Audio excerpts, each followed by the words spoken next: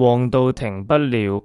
澳門5月樓市速遞，升定跌，一文睇晒，轉發埋俾你心郁郁想入市嘅朋友。澳門區域成交209宗，下跌8.6%，平均實用尺價6449蚊一尺，上升4.5%。氹仔區域成交78宗，上升2.6%，平均實用尺價6734蚊一尺，上升6.6%。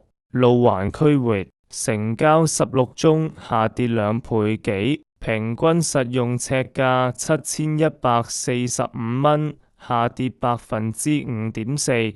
全澳綜合成交303宗，下跌10.4%。全澳平均實用尺價6578蚊，上升4.1%。10大屋苑成交排行榜，全部真實數據。如果心郁郁想入市，就聯絡我，介紹合適你嘅樓盤。